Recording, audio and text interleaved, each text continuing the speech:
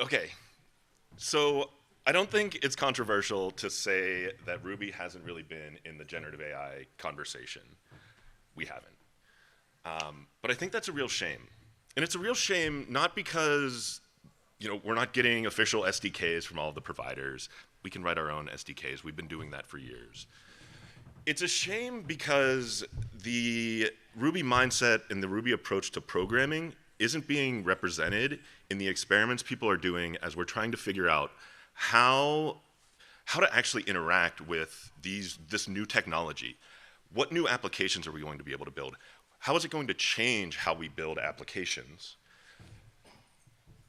And to me, I'm worried that we're going to end up back in the dark ages doing whatever we were doing before Rails, and I don't want that to happen. So my name's Scott, and this is my talk, Going Postel.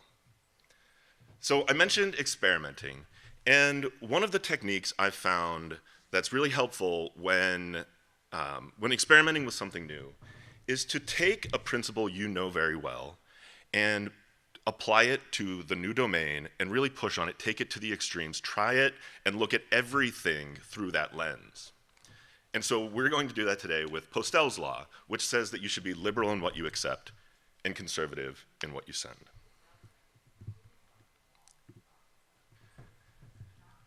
And so as I was preparing for this presentation, I realized another way to really live that principle would be to generate my slides live for my talk using PowerPoint Copilot. Let alone how terrifying this is going to be. So bear with me here. And so I'm going to ask all of you to also be very liberal in what you accept here from this talk. And I will promise to be very conservative in what I send to the LLM to try to make this work. So let's get going.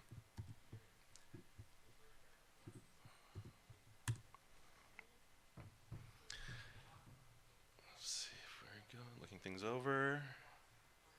Almost there. And there we go. Okay, so it's going to work.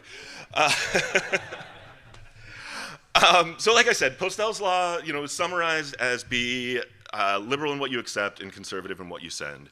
And this was a principle coined by John Postel in the early days of the internet, early days of networking, as everybody was trying to figure out how to actually build networked applications. They didn't know all the things we know today. And so this principle was important for starting to build more robust applications, build more robust applications that are networked. And you can also think about it, it's also known as the robustness principle. But you can, the details of it were basically that if you're going to write a program to send messages out on the network, you should do everything in your power to conform to the spec. But if you're writing applications that are going to receive messages on the network, and you get a message that doesn't exactly conform to the spec, but you can determine the intent, just let it through. Just do what that person was trying to do. Because none of us know how to build networked applications. This is all new, so take it easy. And I think this is a very important principle for LLMs, but it's also something that us as Rubyists know very well.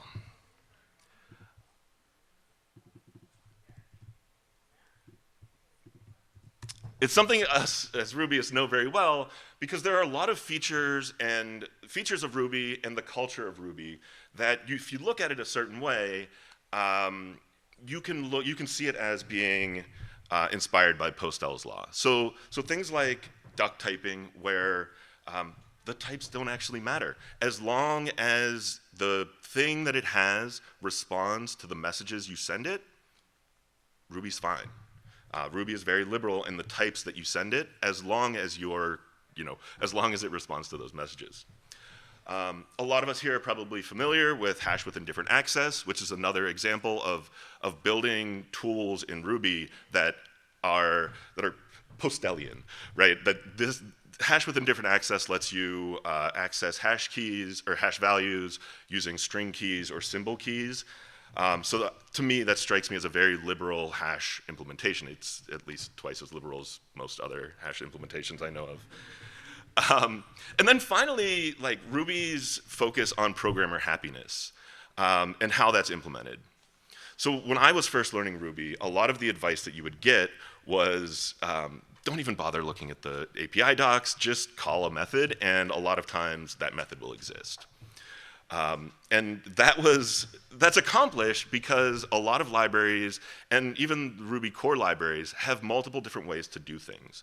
And so to me, that strikes me as Ruby, the language, is very liberal in the way that you want to build the program, and it's conservative in that it does what you want it to do.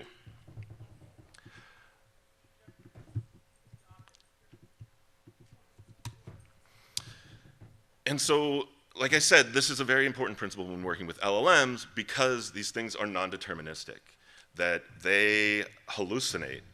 And so there's a lot of work going on in the industry right now to try to constrain the output of these things and make sure that the output from the LLM is exactly right. But that strikes me as a very conservative in what you accept kind of approach. And I think there's an opportunity to take the Ruby philosophy and the Ruby mindset, the thing that we know very well, and turn that on its head. So instead of making sure the output of the LLM is exactly what you want, we can build our programs so that whatever the LLMs give us works. So a little more liberal in what you accept kind of approach. And Ruby has a lot of facilities to build programs that way. All of us are familiar with, metaprogramming, dynamic dispatch, extremely virus. Like I said, liberal in what you accept here. Dynamic dispatch, reflection, all of these things, all of these tools, and Ruby's flexibility allows us to build our programs in a new way using this alien virus technology that, that is non-deterministic, and we haven't really had technology that, lies to us before. So with all of that build-up, enough talking, I'm going to show some code examples of how I've taken Postel's law and really pushed on it and come up with some really weird ideas and fun ideas, and how Ruby has made that easy. And yes, what I'm kind of saying is this.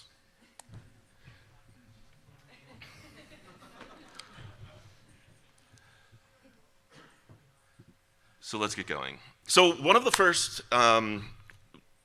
open source projects that we built is this tool called Blueprints, which is a Rails server and an editor plugins where you can capture patterns in your code and use those as a basis for generation.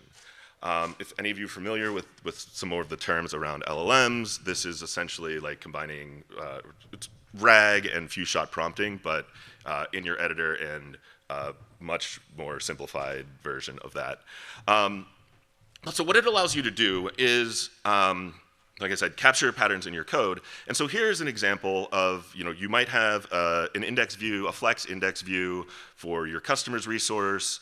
It's got, a section. It's got a handful of Tailwind classes. It's got an aside. It's got a customer view component and a customer list component. And what you're able to do is you highlight the code, you capture the pattern, it gets sent to the Rails server, a description is generated, we generate vector embeddings, and make it available for you to use later. And so this is baby steps into being conservative in what you send. This is a pattern you want to reuse in your code base. And so say tomorrow, it's like, okay, we need to create an index view for our products resource. So we can go here. You have a description. It might be something you type out. It might be a line in your product management tool.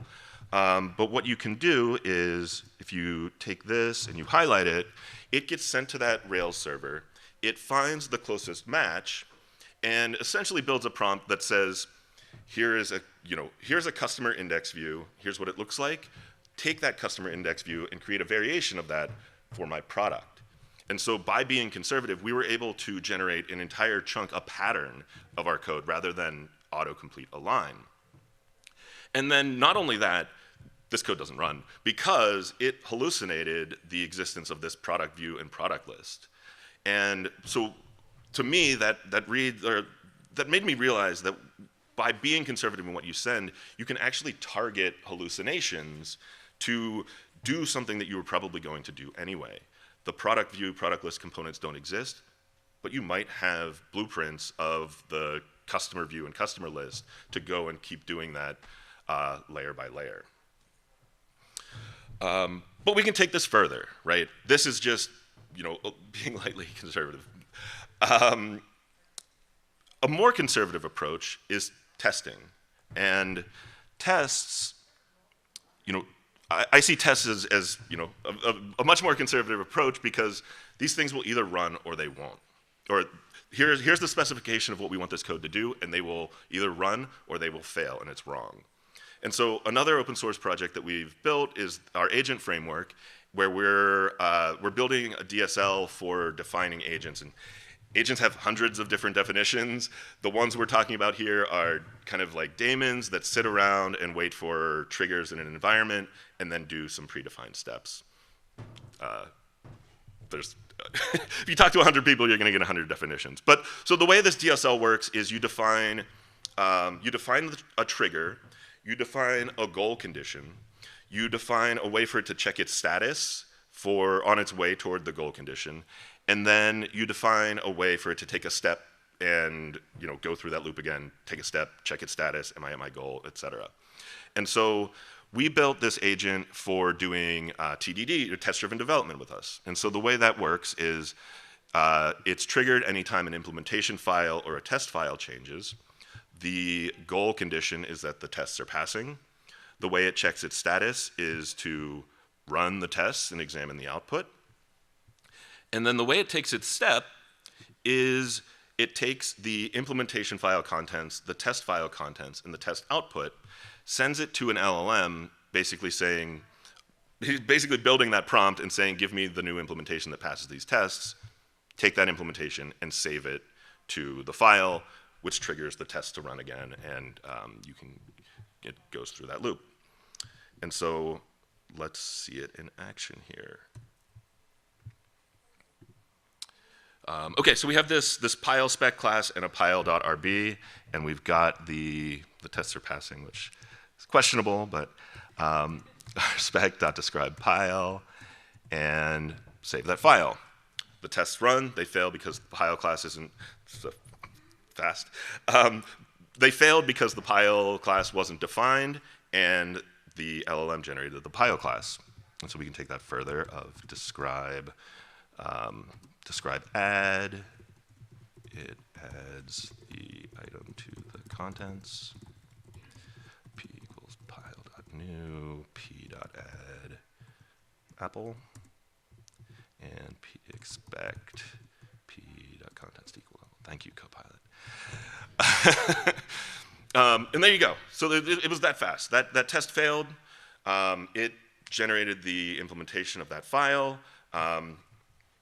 And we can take that further, right? We can go say describe remove. It removes the item from the contents. And let's actually change the initializer to, let's say it starts with apple and, or actually starts with apple and banana. And p.remove apple, expect p.contents equal banana. And the tests fail again. We generate it changes the initializer, it adds the remove method, and we can keep going. But as I've been playing with this, I found some very wild things. It almost makes this code kind of self-healing. So say you accidentally edit it, it goes back and fixes that error.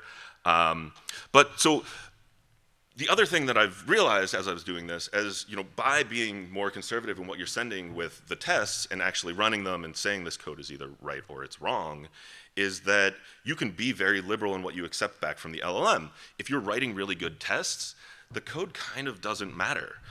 You might have instead of writing an accessor for contents, might have used attr reader or something, but again, that doesn't really matter. You can continue to write tests to make sure that it's not used in the wrong way, but I think that it unlocks a really cool process and a really cool relationship with the code. But we can take it further, and we can combine those two ideas. Oh shoot, color. Shine. We can combine those two ideas. So say you've bought into this idea of I'm going to store patterns in my code base and use those to generate new code, and it's going to hallucinate things that don't exist. And I'm bought into writing tests and making sure that writing really good tests to make sure that this code works. So, say for example you're working on a chess app, and you've built your rook piece, and you run rspec rook, the tests pass, and the next step is to create the queen. And the queen's probably going to have this same interface. It's going to have a symbol, probably include these modules. It looks like we have this move ders interface for pieces, which the rook calls horizontal ders.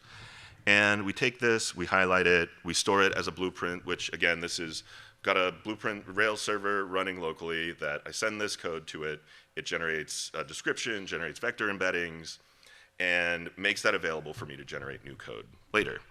And so the next step is we go to Queen, and we can see that we've already written the Queen tests, and it fails because uninitialized constant queen. And so we follow that process where we highlight this, we send it to the server, it finds the rook piece and generates that prompt of, here is an example of a rook piece in our app, generate me a queen, generate me a variation of that rook piece. And so it did it faster than I could finish talking about it. It's got the symbol, it's got move ders, it used the horizontal ders, but it hallucinated the diagonal ders. The diagonal ders wasn't in that rook implementation. So we save that file, and we can run the tests again, but they still fail, and they still fail because uninitialized local variable or method diagonal ders. And so, we see that failure, and we're like, okay, well, let's see what's going on in Slidable. Slidable defines horizontal ders, but it exposes the diagonal ders through a method called xders. And who knows why that happened. So maybe somebody was trying to be funny one day, and it passed PR review. But you also don't want to go and refactor the entire code base. Maybe there is a really good reason for it. And so Ruby makes it possible to handle those kind of hallucinations, because while LLMs are hallucinating, they're still, the intent is still there. And so we can determine the intent of what the LLM meant by this diagonal ders, and Ruby gives us the tools to do that. And so we've created this module to help make that possible. It's very hard to say, I need to come up with a better name for it, but we call it Synonym, which allows you to hook into method missing and allow you to call methods by synonym.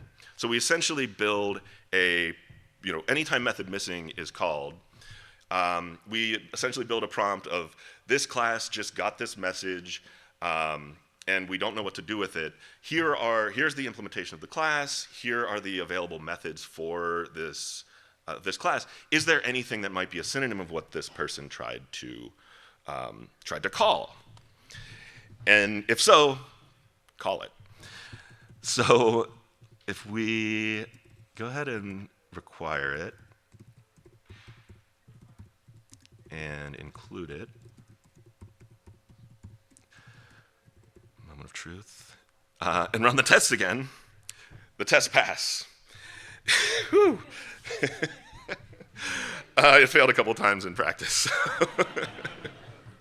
And so, yeah, right now we're just calling this, but there's a lot of different things that you can do, and Ruby makes possible that you might not exactly want this behavior, but it could define aliases on your class. It could output that to a file. It could output it in your test suite. That, hey, maybe this diagonal dir's name is a better name than xdir's, and the LLM keeps generating all of these things. And so you might not use it at runtime, but you might use it in your test suite to actually help guide you and create better names. Or this might be making a lot of people uncomfortable, and that's fine too. But there are also other types of programs that we write that you don't necessarily need. They're not mission critical. Nobody's going to lose any money. Nothing bad is really going to happen. And the LLMs make it possible to start exploring new ways to write programs that can handle that. And Ruby makes it possible to really explore that and explore that easily. So say you were writing a script. I forgot to do the color on all of these. Sorry. So say you were writing a script really quickly to figure out what day of week a particular date in the past is, and you're just doing this really quick. You don't want to go and look up the API docs because you know that there is a method here for figuring this out.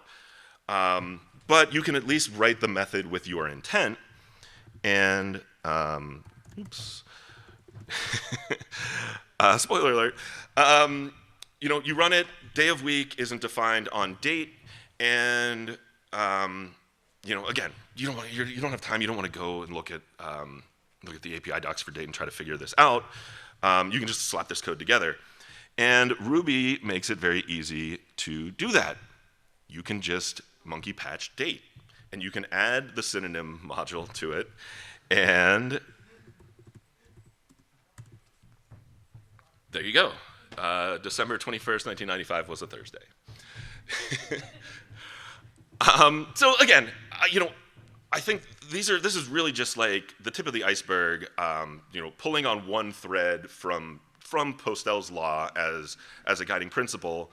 But I think there's a lot out there, and it's really exciting that I can, a lot of these ideas we came out of a discussion and we had running code that day to see what this feels like. And that's really exciting because a lot of times really good ideas really sound like very bad ideas at first. And if it takes you days or weeks or months to actually test these ideas out, you just don't try those and you don't find those good ideas. And I think that's really important. And I'm so excited by all of these possibilities and all of this new ways to write code. And they're super excited that Ruby makes that possible because, yeah, here, we're monkey patching our own, or we're including these modules into our own classes, we're monkey patching date. But when we do find those things, to really use those in all of our programs, Ruby makes that easy too. We can add this to all of our code with one line. And yeah, as I was writing this, I had that comment I was going to use wise, put your best practices away, and it auto-completed, I'm going to monkey patch the world, and I thought I needed to keep that in there.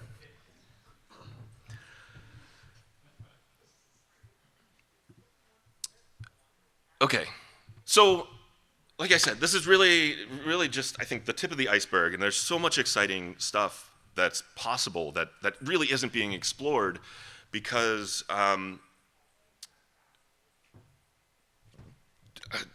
just because it's so new and we're kind of just getting started.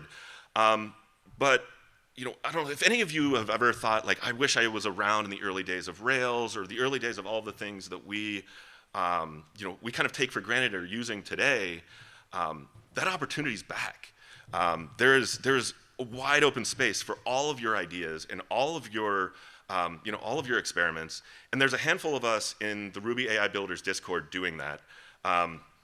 Tons more experiments. A lot of us have created, hooking into method missing and actually just writing the implementation of the code if we can determine the intent of the class and the method. Experiments around Rails apps with just a 404 route and determining what the controller action should do by the route, the HTTP method, and the parameters. But there's a lot more. There's a lot more, and we would love to have you and love to share your experiments. So I hope this has inspired some of you. Thank you, everybody. This is my talk.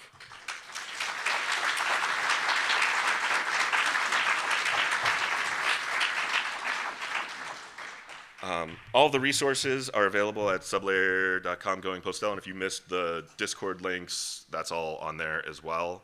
But if this inspired any of you, please come talk to me afterwards. I love to talk about this stuff and love to hear your ideas. Thank you again.